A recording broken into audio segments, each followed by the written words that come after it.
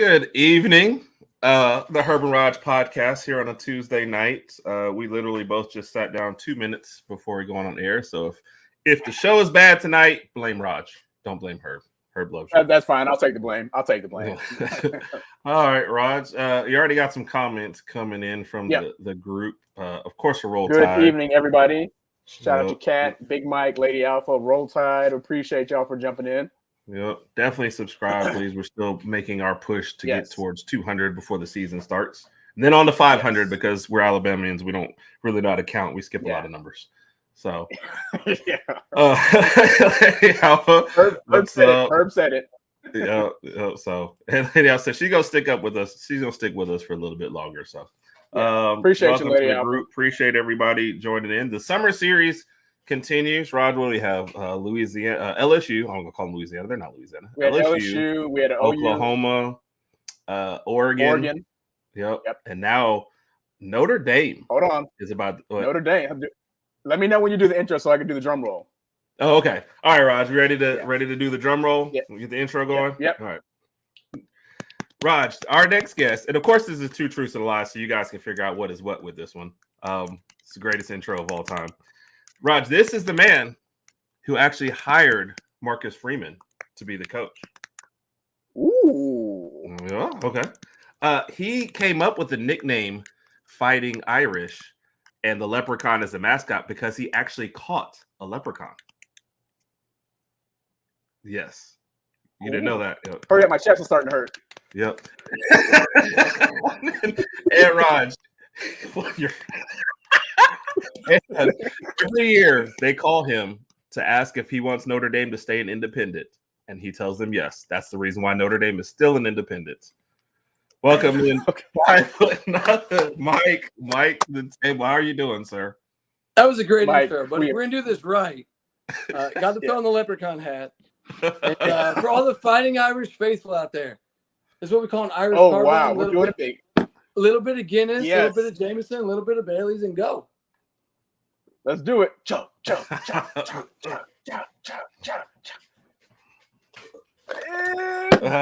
we go. This is sure to be a good show. Now she has been enjoying the summer series. We appreciate that. Now that is a pregame ritual too. Am I correct on that one, or what is that ritual? Where is that coming from for you? So it started with me and my dad, and my love for Notre Dame started with my dad. He's a '74 graduate. I got a letter that said I'm not smart enough to get in there, so that was cool. But no, we I wasn't smart enough to get in Alabama, so I don't know what that says about me. That's on you. That's on you. Oh my gosh! But no, me and my dad would do them, and I started my podcast over COVID. That I got super into podcasts, and I was like, you know what, I can do this, and just being me. First game of the season, 21. I kind of built a little bit of a following, and I was like, I'm gonna do an Irish car bomb, and someone said record it, and the rest is history. I've been doing it first game ever since. I do it for special occasions when Notre Dame made the Baseball World Series because I'm Notre Dame from checkers all the way to football, like everything in between. Yeah, it's all Irish for me. So if lacrosse national championship, did a car bomb for that, so that nice. And it's got all the goods of the Irish alcoholic community all wrapped into one. Herb, this is giving me an idea because Herb and I don't really have too many pregame rituals that we do, as far as I know. But this is kind of inspiring me, Herb. What are you feeling? Anything? I mean, Mike's doing his thing. We gotta come up. We got a few months. Yeah. Well, the closest thing we have to a ritual is Raj calls me before important games and tells me which alcohol I have to drink that day, and he usually picks a good bottle. That is true. That is true. That is true. What does it say about us when all of our rituals surround alcohol, though? Like, is that that we're the most fun? Yeah. No. And Mike, you're also just now celebrating a birthday too, as well. Yes, I just turned 40 on June 15th, which was a big belated deal, apparently. Thank you. Yeah. I made the most of it, and by that meant I was going to wake up sore more often than I expected to. Nice. Well, you were kind of asking what I did. I kicked off the day with golf. Played golf with one of my good buddies. Beat him, so that was kind of cool. Broke 92. That's a big feat in the golfing world, for an amateur anyway. And then Sunday was Father's Day, hung out, had some beers, whatever. Monday night, this is where it turns into, are you turning 12 or are you turning 40? Monday went to Monday Night Raw. I live in Corpus Christi, Texas. Monday Night Raw was here, WWE. My kids never been. Gotcha. I'd never been. I used to be into it, but my kids are kind of into it now. So I took my boys and my wife, went to WWE Monday Night Raw. That was amazing. Then I had to work and stuff, but in between I'm coaching baseball and all that. Then Friday, went to a water park, and they had a ride that you basically bodyboard on a boogie board, and if you've ever been to a park where the water's working against you and you're basically navigating and you can do tricks and stuff like barrel rolls and attempt to do flips, and you have friends and your kids telling you to try this and try that, and then the next day you can't move your arms up to here because you tried all that fun stuff. Saturday we went roller skating. Take you back to the 80s. Went roller skating, and again, Dad, can you do a 360? I can try. Yeah. That would be a disaster for me. I'm gonna let you know that. I did not. I just had so much fun. I had plenty of alcohol to celebrate the events, but I definitely spent more time acting like a kid than acting like an adult. Hey, that's how you only turned 41, man. So you got to do it. That's how it's supposed to be. And I didn't know you were in Texas. I live in Arlington, so I didn't know you were in Corpus Christi. I was going to ask you guys if you're from Alabama, or assume from Alabama, but yeah. Wait, our parents are still in Tuscaloosa, actually. Yeah. Quick backstory. Herb and I are both military brats, so we bounced around first 12, 13 years of our lives, but then we ended up in Tuscaloosa in 1994. The Roll Tide thing caught on quick. Both of our parents worked for the University of Alabama. We both went there. You're in Tuscaloosa, you walk around for an hour just in the mall, whatever. It's out there. You caught wind of it with Roll Tide, and we caught on quick.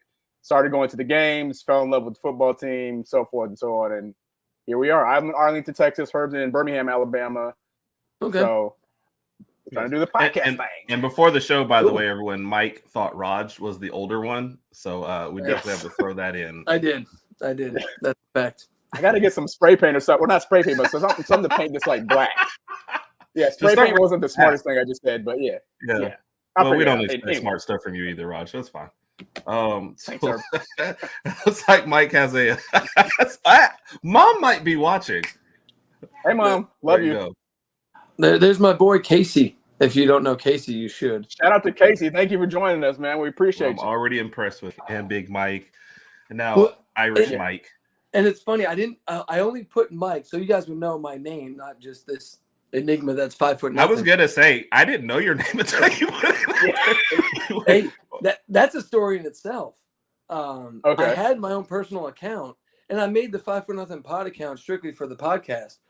And then some things that I was like, you know what? I don't need people in my life, certain particular people, to know about my personal life. So I completely deleted the personal account and transitioned the 5 foot nothing pod to kind of just me. It went from just my podcast, Notre Dame stuff, to it is who I am. But I put the mic in there because you've had all the mics. So I'm like, well, I just need to add to the list. Yeah, gotcha.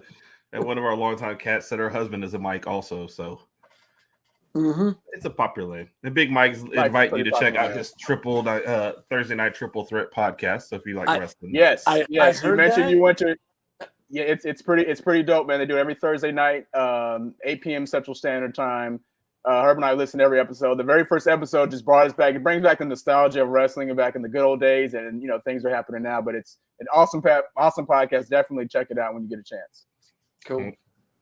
And you got another somebody just here to check you out. So you said in the message, hey, you were going to bring your Notre Dame people. So we welcome any and all. Bring them. Any questions that you have, any comments that you have, go ahead and get them out there. We'll post them. We'll start talking about it. So, I guess we'll step back just a little bit with Notre Dame, going back a little bit before this.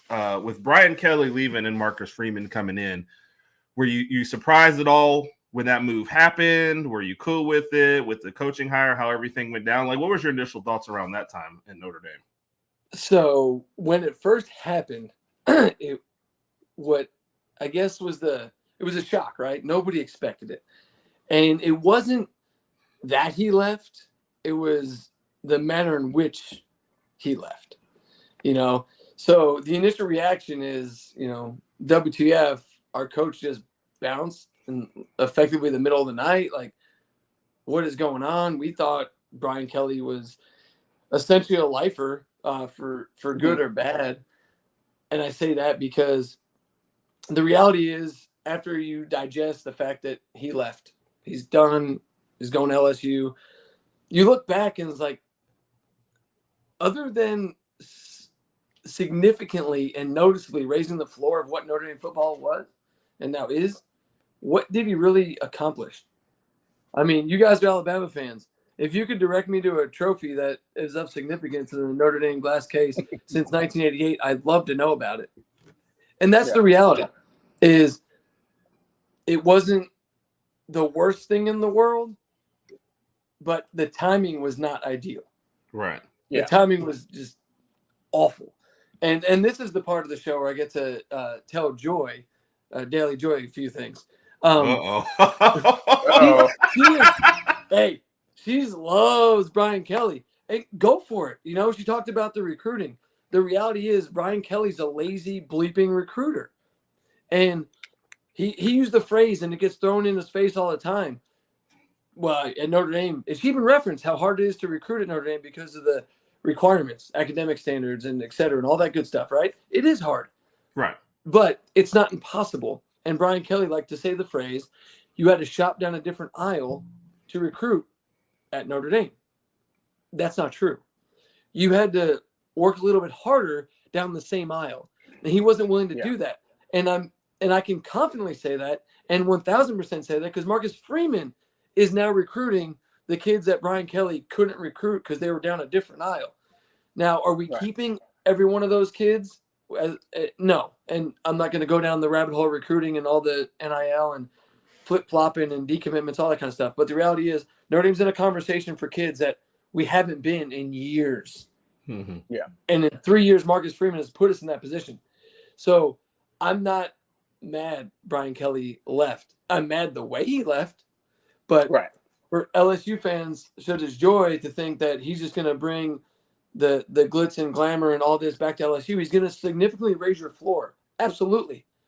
But until he puts in the effort to get the kids that are going to make a difference, I don't think they're going to win at all. I mean, you're trying to it is easier to recruit at LSU. You're going to get better players easier than you would at Notre Dame. But you're trying to tell me a few more of those players just by happenstance is going to close the gap between Notre Dame and Clemson at 18, Notre Dame and Alabama in 20? No, I don't think so. You got to do a little bit more than that. He's a CEO, and he doesn't motivate. Like, if you look at all the big games Notre Dame has played, or going back to Cincinnati, under Brian Kelly, he doesn't have that when it comes to that moment. He just doesn't have it. Thank you, Craig. Yes, BK leaving was a little bit of a blessing in disguise, because we were sold a bill of goods that, you can't get those guys at Notre Dame. It's impossible. That's been debunked pretty quickly. Now, will that result in what we all want for Notre Dame football? That kind of remains to be seen, and we're going to get into some of that stuff. But, yeah, the Brian Kelly leaving, not the worst thing in the world, blessing in disguise. And if Joy thinks he's God's gift to football, take him and run with him. Because she wants to prop him up, saying he's the reason Daniels won the Heisman. I don't know, maybe Mike Denbrock. Where's he at now? He might have something to say about that. Yeah. I would love for Daily Joy to chime in if she's watching. I know she knows about this episode. That's what I'm waiting on. That's what Herb and I are waiting on. That's where the fireworks are really, really going to jump off at. But we understand. I got to say thank you. Sorry, I got to say thank you to Joy because she's who put me in touch with you guys, or you in touch with me. Yeah. So definitely, of course. Thank her for that. Shout out and to Joy. obviously, Shout out to I DJ. said enough good things to get her to do that. So right. Yeah. Yep. No, and she was. Shout out to DJ. She was the first person to do the summer series and kind of agree. And like I said, last year we talked. I don't think that's what Kat meant when she put that. So Kat, I'm not gonna post that comment. that little typo. If you're using the bathroom, you don't need to tell everybody. So. There we go. Okay. All right. And y'all can just imagine what the typo is if you're not. I guess you don't see it. She did agree to do that first and kind of help. Last year we talked a lot of basketball, and this year we decided we'd rather talk college football with other people. So that's where this started. So she did, and obviously she did suggest you, but DJ's got some rivalries going, I guess, with certain people now. So Oklahoma's now one, and Notre Dame gets brought into the mix too as well. So she's not shy. She's not shy. So having said that, with Brian Kelly, is Freeman the guy? Like, what's your assessment of him up to now? So as long as the Stanford and Marshall games were a 1-year tripwire that first-year head coaches got to go through, because that's the reality. Everybody loved Freeman. We still love Freeman, but 0 head coaching experience. And start at Notre Dame. That's where you're going to start. That's a big deal. So as long as Stanford and Marshall are kind of in the past, going fun and 10 men on the field against Ohio State, if that's in the past. Yeah, that was like a game changer for that season. Yes, it was. It just those little things. I just don't know. 10 men on the field. I don't know that that's a learning curve thing. You play football with 11, but no, everything Freeman has done and been doing has Notre Dame going in a better direction. Mm-hmm. And I think, as much as I want to smash Kelly and talk about BK and all that kind of stuff, he did put the floor significantly higher to where it's allowing Freeman to take the next step. Because I think if Freeman came in to where Brian Kelly came in, coming off of what did Kelly come in? 3-8 or 3-9, 4-8, something like that. Whatever season Kelly walked into, if Freeman went into that, I don't know that he lasts, because he doesn't have the experience. How do I flip that? Right. He can take what has already been an established floor like Kelly created, so I got to give him credit there, and take it to the next level with his 100%, 100 mile an hour approach to coaching, recruiting, player development, all of those things, and being aggressive, taking chances. So with that being said, I know Notre Dame finished. And that's a good comment. We'll get back to that one. Go ahead, Roger. Sorry. Yeah, 10-3, finished 10-3 last year. Was that kind of what you expected from last season? When I take a look at the losses, there was a couple. I think it was the Clemson game and maybe the Ohio State game when things probably should have gone the other way. But what were your expectations last year? And then after that, we'll get into 2024. I thought the floor regular season was 10-2. And 11-1 was realistic. That was predicated on a few things that didn't actually come to fruition. One of which was Sam Hartman was that guy, and he was that guy unless the defense was also that defense. I mean, it was. I have to show you this one. So DJ has entered the chat, and I said thank you. That's what I said. Thank you. Yeah, it was all. Thank you, Joy. There may or may not have been some shots at Brian Kelly, and if you like him, good luck to you. There may have been stuff like that. I don't know. I blacked out. I wasn't listening. Hey, as long as you like a solid floor, you can jump up and down. The quickest blackout. Good. Yeah. The glass ceiling is really, really hard to break. You could argue it's cement.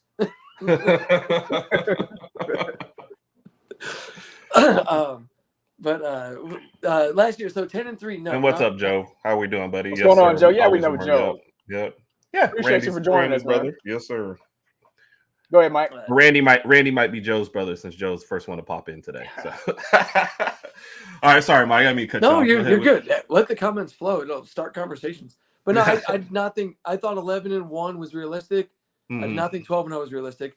I thought 10-2 was the floor. Yeah. That was the worst we could do. And Ohio State was going to be tough. We knew it was going to be tough, but it felt like if you're not going to catch Ohio State with a very unproven quarterback and so many changes they went through, when were you going to catch him? And we had him. And we Gerard Parker, magic. He's got some magic potion in his bag, because how he ended up as a head coach somewhere is beyond me. After the offensive coordinator show he put on for Notre Dame football last year, but he took the last drive. Notre Dame had the ball with the lead and said, "You know what? Not interested." He flushed it down the toilet, and it felt intentional. He gave Ohio State a chance. We drop a pick. Then we have the whole 10-man fiasco. And it's okay. Hey, that's one loss to Ohio State. We can look past that. And then we almost lose a Duke. Then you get just all of a sudden it's like, wait, Hartman isn't doing what he did against Navy and Tennessee State, and shocker, because it's not Navy and Tennessee State anymore. Right. It's legitimate competition. And then the Louisville game happens. And that game, I remember I ate so much crow for that game. Like everybody, the Louisville side saying that, Sam is horrible against Louisville. Every game when he was with Wake Forest, it was a disaster. I'm like, well, he doesn't have the weapons that he has now. He doesn't have this, he doesn't have that. Well, I don't know if it was 5 or maybe 6 turnovers later and 2 touchdown loss. Sam Hartman is that guy against Louisville. Right. But that's okay. Hey, 2 losses. There's still a way to work into at least a New Year's 6. And who knows what kind of chaos can happen. Maybe we sneak in, unlikely, but really New Year's 6 kind of became the goal. Then the Clemson game happens. Yeah. And I don't know if Casey's still watching, but me and him talked about that game. Gerard Parker, we had the lead for a minute, and we were right there. And then we have 6 consecutive possessions that combine, I think it was 60 yards. Yeah. We did nothing. We gave the ball to Audric Estime, one of the top running backs in the country, 3 times in the second half after he had done – I forget what the numbers were. I don't know off the top of my head, but I want to say he was approaching 100 yards rushing in the first half. And people were like, well, in those 3 yards, he only had 5 yards. Audric Estime, if you've ever seen him run, is not it's a long game. Right. You can't give him the ball 3 times and go, oh, that didn't work. No. Right. He's a 10 to 12 touch guy and see what happens. Yeah. That's what we thought of Derrick Henry, to be honest. So, yes, we get where you're coming from. Yeah. Exactly. Yeah. So, Clemson games go south. Season's over. Who cares? We smoked the crap out of Stanford, smoked the crap out of Oregon State. But at that point, it was kind of done. But I don't put that on Freeman. I put that on Gerard Parker, but that's actually putting it on the Notre Dame administration for not following through on the Andy Ludwig thing. And you probably don't even know that story. So do you? Have any idea what I'm talking about? Okay. No. So Andy Ludwig, Andy Ludwig, OC at Utah. Notre Dame, Marcus Freeman is looking for an OC because Tommy Rees went to you guys, which I can ask you about that in a second. I mean, we've got thoughts. And you gave us a package deal, and I feel like, okay, you finish yours first, and then you're opening the can of worms. Oh, it was the flaming dog poop on the front door. I know it was. Yes. So Parker gets hired because Freeman had Andy Ludwig in the building. He brought him to I think it was a hockey game, but it was like, hey, Notre Dame, Ludwig, that's a done deal. Then all of a sudden, the administration balked on some of the financial stuff. Ludwig goes back to Utah. 2 days later, he pulls his name out of the hat. Not interested anymore. But we had kind of put so much time into that, we were left with the bag in our hand going, now what do we do? Right. And Gerard Parker was already on staff. He had some offensive coordinating experience. Okay, let's see what happens. That was an absolute disaster. It was no better than Tommy Bingo Board Rees, who it was a different approach, but the same result was not the offense we're looking for. And then you get nonsense that Notre Dame has the highest scoring offense in almost Notre Dame history. Problem is, the defense, I think, had 9 touchdowns. The special teams had 1 or 2. Those count into your points per game. Yeah. So when you take that out, all of a sudden the Notre Dame points per game offensively drops by a touchdown. Right. So he was being hidden behind the overall team doing productive things, But now we've got Mike Denbrock, so I think it's going to change, and that's what I'm looking for. Because, dude, Al Golden's got our defense humming. Our defense is legit. Our defense was championship level defense. Problem is, our offense was falling behind, which is the story in 2018, which was the story in 2020. We didn't have the offense, specifically the quarterback, to do it. Right. But before I go down that rabbit hole, I gotta go back to Tommy Rees. Let me catch up on some comments, and then we will start in on the Rees. Let me get Urban and I get have some our of these opinions folks in about real Rees. quick. So, when Joe said, he was talking about Randy, of course. And did I miss one before? Yeah. No, okay.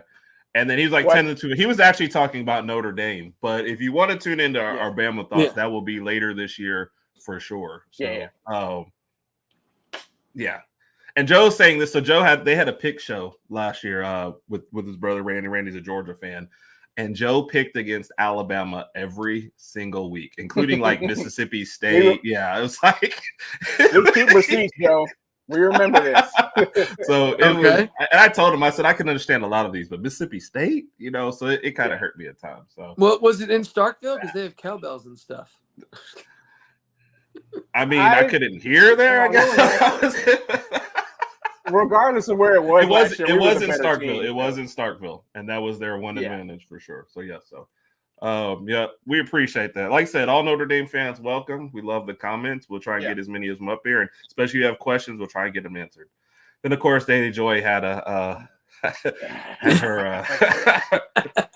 to which my boy Carrie said it counts in hearing ribs and the evening to Carrie. So that's they say yup. I mean, Joe, we're actually working on some stuff, so we'll be sure you get the first package out. So you might even make Randy jealous. Yes, definitely. So one thing I've learned with Days, you don't want to tango with her. Like she will go for the jugular. So I'm kind of a whip. Yeah. I think I back off of that kind of stuff. So did you click on the latest comment? Oh, I'm getting down to it. Carrie is a Syracuse fan. So I actually have a bet with somebody from the Cinco squad that they said Syracuse is going to make the ACC championship game. And I said they're not even going to be in the top 4. I'd have to look at Syracuse's schedule to say, even without looking at the schedule, I'd say no. That's not no. Your quarterback didn't get the nickname Kyle Honda McCord for no reason. He's very average. I forgot that's where he is. Oh, wow. Yeah. Y'all have Jesus account. I know. And Joe says, yes, I pick against Notre Dame. And this is Randy. This is a great podcast to follow. Like I said, we like to branch out and follow podcasts. I probably listen to more other teams' podcasts than I do Alabama podcasts, honestly. So Randy's a great one. That's good. That's cool. Georgia podcast tomorrow night, 6:00 Central and 7:00 Eastern. So good one for there. So and Notre Dame may make an appearance on his show tomorrow. So that'll be interesting. Let's go. All right, so here we go. The Rees comments. Rees was terrified of Saban. So I want to hear our Tommy Rees, our comments. Oh, and there was the last one. Yep. Have y'all picked the guys picked the conference? I don't think Notre Dame. We'll let you comment on that one in a minute. That question kind of ties into one of my questions later. So perfect. We'll get to that later. Yeah. Okay. So my thought about Rees. I think Rees came in with an agenda. I'm going to make Buckner my guy. So I don't think he adapted at all to Milroe to start. And then they benched him. They went Buckner out there. Buckner was so bad that he switched sports and then switched positions. Hey, he won a national championship in lacrosse. That's great. How much of that did you watch? Do you even know if he played or not? I can tell you. He was on the sideline. He was in uniform. He was in uniform. Okay. See, so he contributed as much to them as he did to Alabama winning last year. So after that, they were basically like, look, Milroe's your guy. Can you actually work with him some? He had a success here and there a little bit. Milroe's best game was against the worst defense we played, which I hope Daily Joy's not watching anymore because Shohei, but that was his best game. And then it was just kind of like, I understand at times like the line wasn't good and Milroe, this was his first year starting. I get all that, but I don't think his offensive coordinator did him any favors. And, our Oregon guy on here, Spencer, was last week, and there's a clip that we actually put out there where he said, he's like, I mean, Reese was capable, he's okay. And I said, those are not compliments, right? And he said, well, look at it. Every other Alabama offensive coordinator has gone on to a head coaching job except Reese. So he's like, what does that tell you? And that's my point. Raj, I don't know if you have anything to add. I know I talked a little too long. No, I feel like I kind of want to tag on to what you said. Yeah, I feel like he came over here hoping that Buckner was going to be the starting quarterback. We saw what Buckner did during the University of South Florida game. Looked absolutely horrible. Honestly, the whole team looked bad that day. We barely beat South Florida. And then once he realized that, Jalen Milroe is a starting quarterback going forward, I think he tried to do as good as he could with Milroe. On the other hand, I will say that Milroe didn't look elite in a lot of games or in several games. He kind of made a couple bad passes. I hate to bring up the Texas game where he had the 2 interceptions. And then after the game, Milroe was just kind of like, I don't know what I was looking at. So there were a few games where Milroe didn't do Reese any justice. But overall, I mean, I think it's a good decision. And we parted ways. Obviously, Reese is with the Cleveland Browns, I believe. We got a new OC, so we'll be good there. Good hopefully Reese is successful with Deshaun Watson and I mean, he got Amari Cooper, got some pieces up there. We'll see what happens there. But I mean, to answer the initial question, I'll counter with that. Yeah, go ahead. I'm sorry. I don't think it worked out at Bama for him, but it is what it is. We still finished, 10-3. Couple of unfortunate losses there, but it is what it is. Yeah, I'll counter with that one, Raj. Yeah, we didn't lose 3 games last year, right? 11-2. I'm sorry, 11-2. Jeez, Rod, what kind of Bama fan? My bad. He said 3 accounts. He said 3 accounts. My bad. I was looking at my phone, looking at. Go ahead. I'm sorry. Well, I just don't think Reese ever got Milroe comfortable. It's like Reese, just too many of the guys we've had in the past. Reese didn't work with Milroe. Reese kind of worked with what he wanted to do, and then every once in a while he'd be like, "Oh, I got Milroe. He likes to run." Like, you start a guy like that running first, get him comfortable in the flow of the game, and then you work in the other stuff. And Reese was just kind of, I don't know. Well, why is it that you guys are Alabama fans, I'm Notre Dame fans, we experienced Reese from the same position, different teams? I'm sitting 2 guys in Texas, 1 in Alabama, and what you're saying is the same thing. This dude doesn't understand what his players' strengths are. No. And how to use them. It's insane. I've never seen an offensive coordinator. That's the thing about Reese that was different about Parker. Parker just didn't know what he was doing. Reese presented the idea that he knew what he was doing, but was so gun-ho on running a certain offense. It's like, right. You don't have the players to do what you're trying to do. Thank you. I feel like he wanted Milroe to pass the ball more, but and that goes to what I was saying earlier. I was like, Milroe isn't that quarterback yet. He hasn't reached that part yet. He's run dominant, kind of like when Jalen Hurts was here his first year. He's run dominant. That's what he's good, and that's his strength, and that's what you have to play to. When he gets the passing game going, then we'll start doing that. But it just didn't work out that way. Yeah, and Reese knew that coming in here. It's not like Milroe was signed like after Reese was here. Milroe was going to be the guy when he got here. Yeah. If you don't want to work with that, don't take the job. So that's my feeling on that. Yeah, I did have some chuckles on y'all's behalf, I have to admit, because like just because you went to Alabama, it's the same dude, just different color hat. Yeah, basically. He doesn't get it, and so he's never. I don't think. Unless he gets the perfect situation with the perfect players, he doesn't adapt. And that's the thing about college. I spent so many episodes on my podcast yelling about this is college. Yeah. You're not going to get the exact setup you want. Right. From college kids. You have to figure out what they're good at and how can I make that successful on the field. Yeah, because 90% of the people you're coaching, this is going to be the last time they get to play. So, you can't expect. Oh, is there? No, they've reached the best that they're going to get for most of them. So, it was so learn how to adapt. Frustrating. Yeah. And I think this is a shot from Ohio State fan, by the way. So that's where that's. Which brings me, I said, after your next comment, that does bring me into a poll we did lately. So, and I was going to say Brian Kelly recruited Tommy Rees and then coached and was the head coach for Tommy Rees when he was on staff. Rees has some Brian Kelly in him, which is a little stubborn. Brian Kelly, the only reason Brian Kelly changed his ways to consistently and significantly raise the floor was he went through his own 4-8 season and had to really look in the mirror and have a little self-reflective moment. I don't think Reese has had that moment yet. right. And until he does, he's going to keep doing – what's the definition of insanity? Doing the same thing over and over again, expecting different results. Same thing over. Yeah. Hey, look, well, I'm at Bama now with Saban, so watch this. No, dude. You still have to look at who you have on the field and what they can and can't do. Yeah. All right, I agree. I agree. He frustrates me. Ducks fan in the chat, Nostrils up, or Brian, good to see you. Hey, the Ducks are one of my secret teams that I root for. Yeah, I have never disliked the Ducks, so yeah. I agree. Yeah. Notre Dame is terrible, a little shot all the way out. So, Joe, I like how he says it right before he has to leave. Yeah. So, a Bill wrote Coach Reese. I honestly don't know what was going on there at times, for sure. So. Too intimidated. I don't know, man. Like, he got the job, so I can't really give him excuses. I just don't think he did. So I thought Reese was great at both Notre Dame and appreciate your honesty, Casey. Yeah. That's a Clemson fan and Clemson alum, so of course he loved what they were doing. Yes. Okay. Well, then that makes a lot more sense. So yeah. Problem with Reese's Pieces was without M&Ms. Yeah, that's about right. Come on.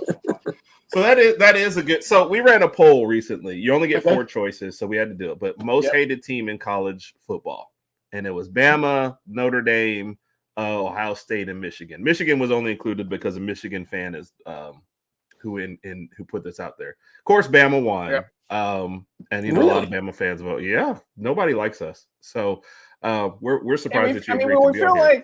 And I wonder if it's more like a regional thing too, because I mean, if you go to Oregon, some Oregon fans might say the same thing. USC fans might say it's them. So it is what it is. But I think Bama won and that's why I put out that a lot of Bama fans and a lot of people down here voted for that one. So I've never, and to be fair, my interactions outside of very few fan bases have been via social media. Really haven't had a problem with Alabama fans, other than I will say, don't love how you claim the championships you claim, specifically 1973. I don't know how you lose a de facto national championship but still claim it. And I know this predates your Alabama fandom, but the reality is Notre Dame, Alabama, Sugar Bowl 73, both undefeated. Notre Dame wins. Alabama still claims it. But it's because one of the polls that was of significance at the time stopped their rankings. The rankings ended at the regular season. They didn't count the bowl game. So Bama was still 1. So you guys claim that one. So that's the only people I have with Bama. But Michigan, Ohio State are terrible, horrible, no good, very bad fans. I mean, I'm down with that. Big Mike, though, is one of the people that voted Notre Dame. And he said because of the no conference, he's like, you guys go play everybody. Them being and everybody independent. dislikes you. Them being independent, yeah. Do you agree with that? Well, my rebuttal to everyone that says that, go be independent. See how it works out for you. Good luck to you. Because that's the reality of it, that nobody would admit. Alabama, Georgia, Ohio State, whoever, maybe Ohio State could make it just historically. I'm not even sure Bama could. If you decide, you know what, screw the SEC, I'm going independent, watch what happens. Good luck. It's not as easy as everybody makes it out to be, okay? And the things that Notre Dame would have to sacrifice that we currently do to join a conference just isn't worth it. And then you'll get Notre Dame's irrelevant or Notre Dame doesn't matter, this, that, and the other. But the reality is we are as relevant as any team in the country. And people like, they make special exceptions. Why do they make special exceptions? Because we are relevant and they know what Notre Dame brings to the table. If you leave them out, you're actually hurting whatever product you're trying to build. Okay? So, and if you want to go way, way, way back, Notre Dame tried to join the Big Ten. Back when the Big Ten was being formed by Michigan. There's a gentleman named Fielding Yost who is a racist, anti-Catholic, just not great person. Made sure Notre Dame was blackballed from joining the Big Ten at that point. Fast forward to the 90s, Notre Dame was interested in joining the Big Ten again. Big Ten dragged their feet. Notre Dame made a contract with NBC in the meantime, and the rest is history. So the things Notre Dame would have to sacrifice, just it doesn't make sense. And until I've said this, until now it's college football playoff, until they make it black and white, you are out unless this. Notre Dame won't have to join a conference. And I just don't see them not making a point to include Notre Dame because of what Notre Dame is. Whether you love them or hate them, they're going to bring you to the television, and that generates revenue. And that's the whole point of this whole college football playoff is a revenue-generating product, and Notre Dame brings that. Yeah. I just feel like they have to do some damage in the college football playoff and win some games first to kind of change the narrative. That's what Daily Joy is saying with it. Yeah. So I was just because like the next all the comments coming up are like all the comments are getting kind of crazy now. I'm like people we don't play the military every year. And go ahead, Herb. I'm sorry. No, I'm just saying, like, we don't even get. I mean, maybe because it's our show and people are trying to be polite to us, but usually our guests don't get this many shots. So maybe Mike is right about Notre Dame kind of being hated on. But the independence thing people hate on, and I my first response every single time is, "Can your program be independent? Try it. Let me know how it works out for you." You wouldn't be able to sustain yourself, and your program would crumble. You need your conference to sustain. Okay. Now the scheduling little shots. First of all, we play Navy every year. Yes, that goes back to the World War II when Notre Dame helped Navy. Navy helped Notre Dame stay. It was a intertwined thing that Navy helped Notre Dame stay afloat as a university, and we gave Navy a place to house themselves. Work together. Now we play each other every year. We haven't played until this year. We haven't played Army since 2016. I can't remember the last time we played Air Force. We've never played the Citadel. I'm trying to run through. What's wrong with the Citadel? Nothing. By the way, Daily Joy. This is why you don't wake up, Daily Joy, because she will come back. She will definitely come after you. She was nice to us Bama fans. So, but Joy, you're not wrong. But tell me why this sport and all this stuff that's happening exists. Yeah. It's definitely money. It's money. And until you go. Admit that, and that's, and as far as Notre Dame being good, bad, or otherwise, I contend 2020, we never had a chance against Bama. I don't know that anybody did, obviously. 2018. Oh, good cat. Thank you. 2018, that Clemson, I was in the building to watch the Clemson nightmare. I'm convinced that if Trevor Lawrence was in a gold helmet and Ian Book was in an orange helmet, Notre Dame wins that game. Yeah. We had NFL players across the board, including Joy's buddy, Jerry Tillery. He was on the defensive line, but we had really good players at multiple positions. We just lacked at the most important one, but it's the schedule stuff. I'm over it. I post every year. I keep a running log of it since 2015. So we're 9 seasons. Notre Dame's average strength of schedule seasons end is 16. So miss me with the strength of schedule. We don't play anybody nonsense. Oh, we're used to that kind of stuff. So we get. But hold on, don't talk about this year because our schedule sucks this year. It's kind of cupcake. But and that's what one of your friends said earlier. And to Big Mike, yes, you were. Did I say you're right? I thought we were talking about Buckner. Mike was one of the biggest guys on the Buckner train. And, okay. Yes. And also said Colorado would be really good. So those are Mike's big misses of the last year. So I think a lot of people wanted Colorado to be good last year due to all the hype and the Dion and everything. And I mean, I guess they won 3 more games than they did the previous year, so they did have an improvement. It's just they've got a long ways to go. But that's a story for another time. Sorry. All right, we did at least want to keep, like I said, the comments make it kind of go. So we're kind of moving along. I'm trying to read all the comments and keep up with this. I'm like, holy moly! I know. Hey, as much smack as Joy's talking, I guarantee you, August 31st, 2024 at what is it? Is it 6:30 Central or 7:30 Central? She might as well be wearing the same leprechaun hat I'm wearing because Notre Dame's in Kyle Field playing the Aggies, and I guarantee you she's not on that side. She's on my side that night. I feel like she's gonna be on no side. I feel like that would be the kind of thing. She's just gonna hope a hole swallows both teams. I just feel that kind of energy. So. Herb, what is your prediction for that game? If we're getting ready to get into the 2024 schedule, right quick, Notre Dame versus A&M. At A&M, yes. Mm-hmm. Well, my official pick will be on the pick show when we start that back up. But I'm taking Notre Dame. Smooth answer. Yeah. Smooth answer. Yeah. Okay. Yeah. And so I might just pick the opposite of whatever you pick as our anti-pick. So did want to take a quick look at the schedule coming up. You mentioned the Texas A&M game, Northern Illinois, Purdue. So he said that the strength of schedule is not terrible for next year. I guess Florida State, Texas A&M, maybe ending the year at USC. And you kind of just the Louisville game. It's the strength of schedule with names doesn't look bad, but the reality is that this is one of the easier by far easiest schedule on paper to start a season Notre Dame's had in years. And starting at A&M, that's not even as tough as it could be or should be. Water. Oh yeah, no, I guarantee you, it's water. Yeah. It's water. You missed the other cup. Yeah, I did the Irish car bomb, but out of respect for Urban Raj, this is all water.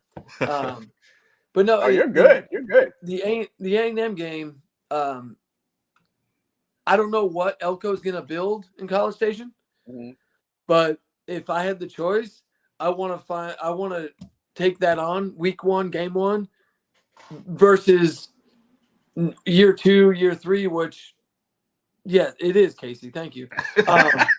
It's bad. Dude, I told you this year I'm not going to defend it. And that you start following me on Twitter, I will not defend the indefensible. I won't do it. This season, 10-2 is absolutely the floor, but it really needs to be 11-1. Yeah.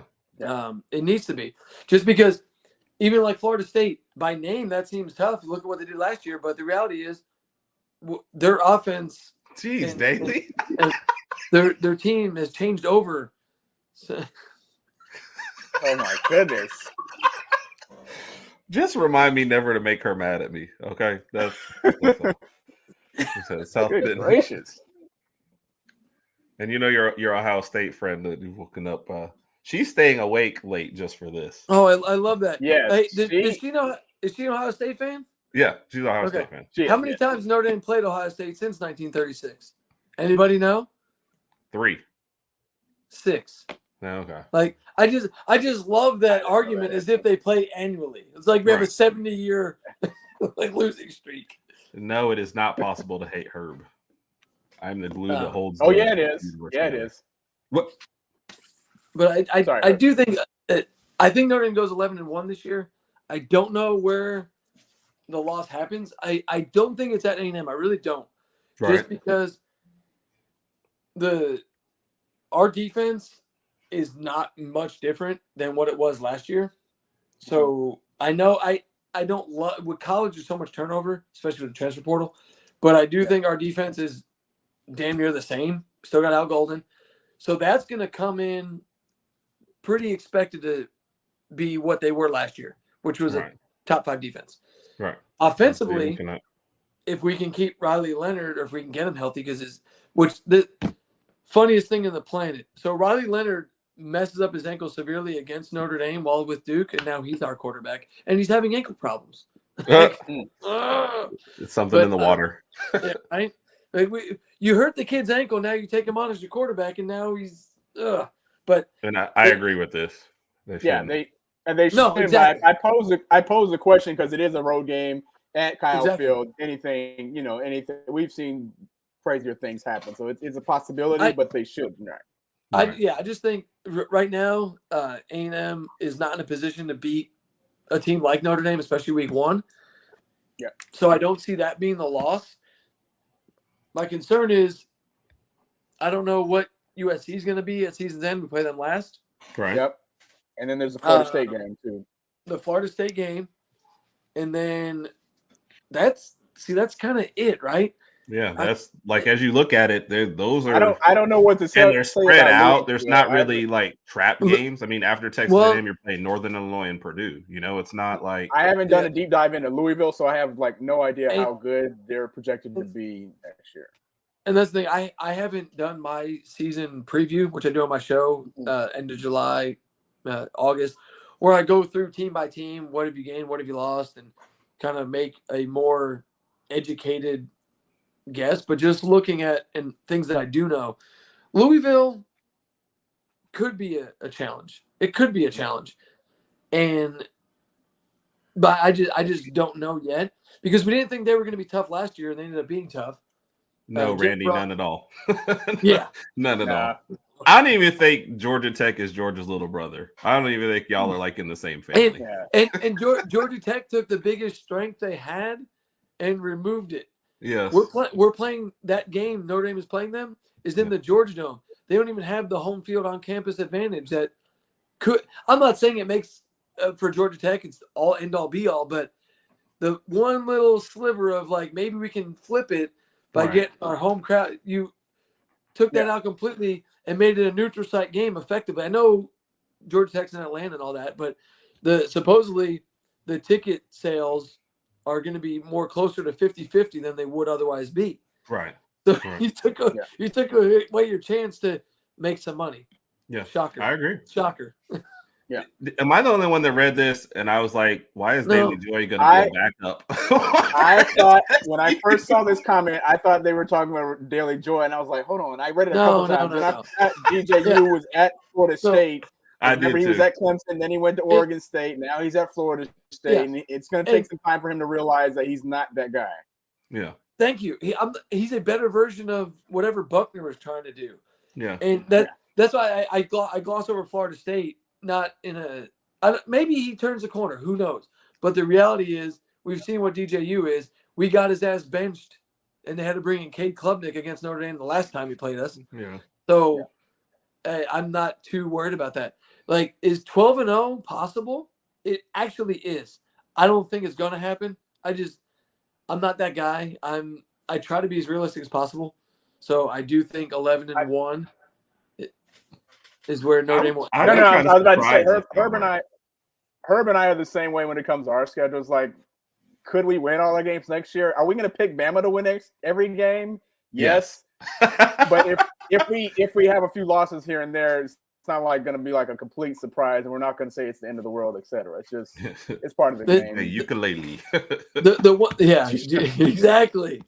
The one thing I will say with that schedule. And I do believe like 11-1 is probably going to be your most common result if you wanted to predict it.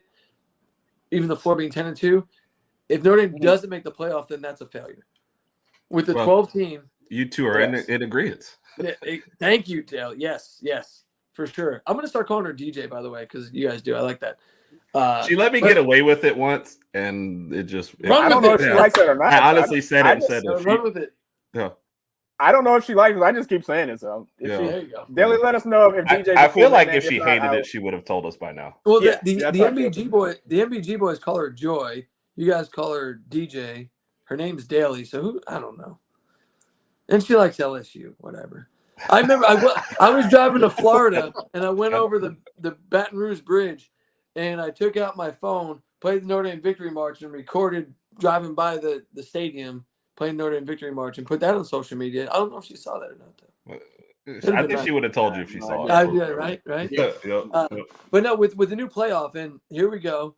Joy, get ready, unless you're already recording MBG. Notre Dame can't be a top. Wait a minute, hold on. Are we attacking everyone named Mike now? Because there's some Mikes in the chat. Oh no, like DJ, people's dads. There's at least two dads, I think, or a dad and a husband in the chat that are named Mike too. Like, dang. Hey, Joy, if it helps any, I wish my name was as unique as yours because I'm Michael John, and I joke my mom. I'm like, how lazy were you? Like, did you pick up a baby name book? What's the two most common names in there? Michael John, done. Like, give me something. Okay, Mike, I gotta ask, what's your last name? Well, that's where it gets fun. It's Palkovics. It's very white. Oh, so that's where the poke is coming from. Gotcha. Yes. Okay. Yeah. All right. The first four. That's been my nickname because nobody can say all of it. They just say the first four letters. Yeah. It's Palk. Okay. But no, with the new playoff, Notre Dame can't be a top four because our independence. But the thing is, we can get if we're 5 through 8, we get a home field game in the playoff. But with just this no schedule, bye, right? That's basically what you miss is no bye, right? correct. Yeah. We just don't get the bye. But depending on who it is, you could argue Notre Dame would rather have a home game in December against some team from the SEC than, getting a bye week. And I do think, all the failures Notre Dame has experienced, it wouldn't be the worst thing. Like I said, I coach my son in baseball. We play in these tournaments. Sometimes you want to be get that quote unquote playing game to get a win, just to get a win in that scenario versus going against the 1 seed right out the gate, get your head smashed in. It looks momentum by winning that 5-12 game or 7-9, whatever. But the whole point of saying all this is, with this schedule, Notre Dame needs to be one of the 12. Yeah. If that is not accomplished this season, that's a problem. Because we play A&M next year as well. Granted, it's in South Bend. I agree. But a year after, Elko's got his stuff. Look what he did with Duke. Now you're going to give him the recruiting and capabilities of A&M. That might be one of the bigger one-year jumps you're going to see. 24 to 25 is A&M. If Elko is legit and A&M can get their roster right. We're all hoping not. So. Oh, I agree. 100%. 100%. All right, we're approaching the top of the hour. Time to put them through the ringer with a couple questions of death before we end it. Well, I'll go first, Raj, and I hope I'm not stealing yours. All right, so we like to play work, but although I feel like I know where this is going already, so I might regret this. Right. Work, play, live, ditch. Okay, I'm gonna give you 4 names. We're adding the fourth one. Okay. Yes, we're adding the fourth. Raj came up with this once, and I like, but this one's gonna be easy for you, so you'll like it. So work, who would you rather work with 40 hours a week? Play, who would you rather go out with on Friday nights? Live, who would you want to be your neighbor, the person you see a lot? And ditch, whose phone call are you ignoring when it comes in asking you to go out on Friday night? Okay. Marcus Freeman, Brian Kelly, Charlie Weiss, Lou Holtz. I knew he was gonna do this. I wrote this one down. Oh man. I want nothing to do with BK, so we're gonna ditch his ass. Yeah. And halfway through the show, I was like, well, this will be easy. Yeah. But I gotta be. I'm partying with Charlie Weiss. Let's dude. No, I didn't see that one coming. Yeah. I have heard some story. This guy, he's a, have you seen Bill Belichick's personality show? Like, since he's like when he comes out of his coaching shell, Bill Belichick has a very sarcastic, fun personality. Have you ever seen it? Well, that's Charlie Weiss. Right. Okay. In glimpses. Bill gives it in like very small glimpses, it seems like. If I tell one joke, I'm not telling two. Like, that's it. Yeah. Oh, yeah. Bill Belichick will be like, Weiss is a fun-loving guy, and just based on sheer size, I imagine he puts away plenty of drinks and food, and I think that'd be a good time. Now, I'm gonna say I'll work with Freeman, just because I feel like if he's my neighbor, he's gonna have me like doing stuff on my own yard that I didn't want to do. He just works so damn hard. He works too hard. He works too much. I feel that. Like, he'll come out and be like, I just finished doing my, you know what you should do with yours? I'm like, no. You should trim those bushes after you've done that 2-hour yard work. You're like, really? And then Lou Holtz, because he would invite me over, sit in the front porch, and he would have stories for days. He is a great motivational speaker. He's got these great stories, and he'd be a fantastic neighbor. Okay, this is assuming he's still got plenty of years left under the belt. Yes. All right, Raj, what you got? All right. we all know Notre Dame's independent. We've been talking about it the whole time. We know blah, blah, blah, blah. Yes. Let's just say let's just say starting with the 2024 season, Notre Dame has to join a conference. Which conference do they join? And which conference do they join that'll give them the easiest path to the playoff? I know schedule. We have to take schedule into consideration and all that. But where do you think Notre Dame would fit in the best as far as conference wise? So was that which conference just in general? Then which conference has the easiest path, or so two different just the conference in general that would give them the easiest path, I guess, to the playoff. Oh, the Pac-2. You only got to beat 2 teams. I was excluding them. 10 games that year. You're just gonna play. Good answer. But we're gonna exclude them. No, like I mean, let's be fair, because Notre Dame is only joining the SEC or the Big Ten if it had, or maybe the ACC, obviously with the tie-ins already. But Notre Dame, I'll think like a Notre Dame, administration would. The long game is the ACC is not going to sustain itself, so it's got to be the Big Ten or SEC, and just geographically and rivalries, etc. And it's not because the SEC is tough. I know it is, and that's something else with LSU. Talk about, Brian Kelly's recruiting this, that, and the other. You also have to play the SEC. Now, I know Notre Dame hasn't. I'll defend their schedule. It hasn't been a cakewalk, but I'd argue any SEC team has probably one more tougher game than Notre Dame has annually. So, like the LSU thing that he's recruiting better, that's a cakewalk or they're going to be in a better position. I don't know, but I would say the Big Ten. There's a history of Penn State, obviously a history of Michigan. Ohio State's right there. We play Purdue this year and play them quite a bit. USC's going to the Big Ten. That's a staple rivalry. So for logic, and I do think the other thing is the Big Ten fans will tell you, the Big Ten's just as close to the SEC. Take out Michigan and Ohio State. How close are you? You're not. Like, seriously. So it would be easier because I think Notre Dame, even this year, you could argue Notre Dame slots in as the third best team. The argument for Penn State is they're a worse version of Notre Dame.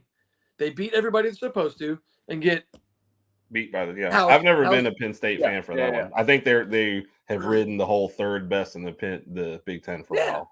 Yeah, and they get housed by any team that's worth a damn. And then Oregon, I think they're pretty solid, but you could debate Oregon, Notre Dame, who's better. I don't know. But Notre Dame could walk in and be the third best team in the Big Ten, and that's not a ridiculous statement to make.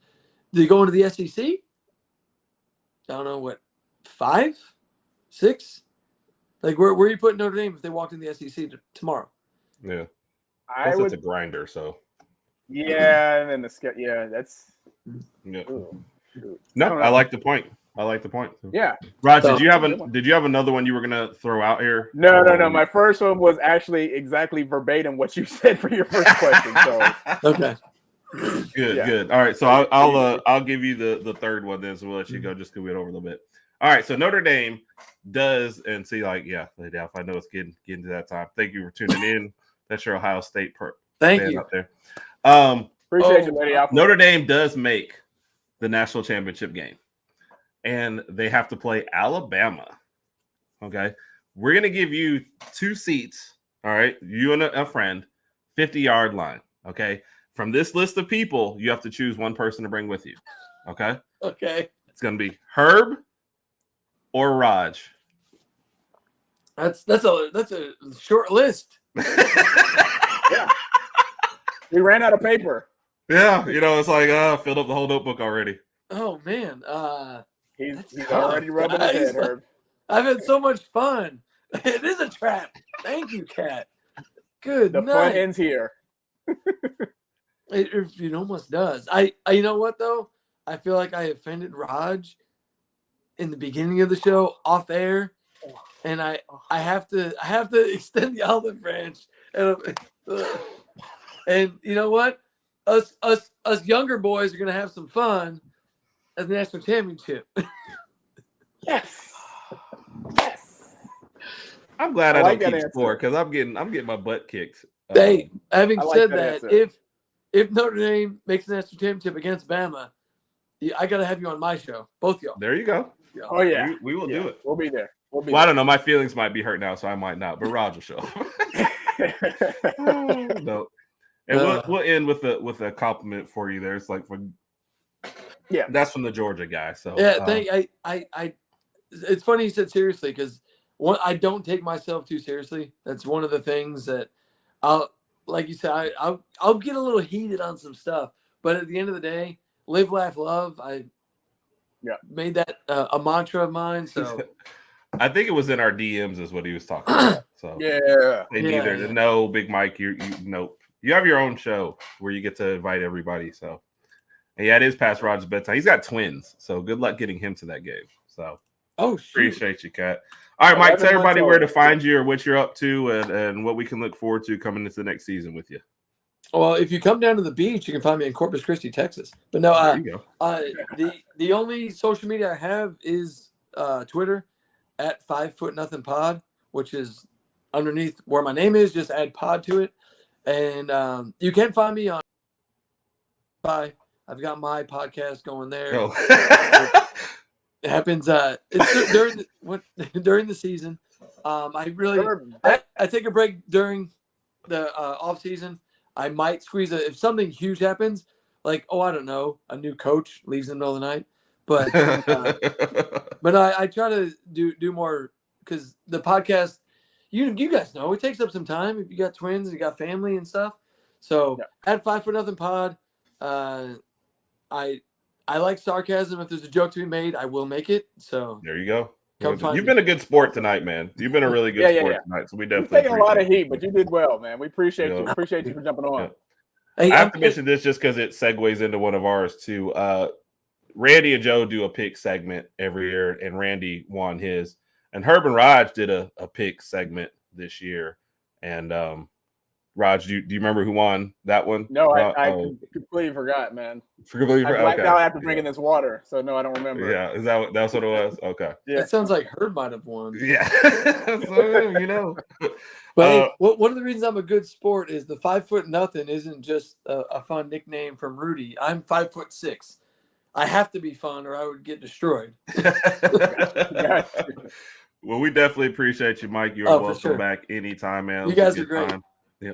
Programming note, we honestly do not know what's going to happen next week. Raj is in town, and we found out last time that we were in the same place with the twins and all the family that the podcast was a little difficult to manage. So we will figure that out. We'll have posts and we will do it. But man, Mike, you've continued the line of we've enjoyed this series, man, with having different people on. Definitely. We appreciate you, man.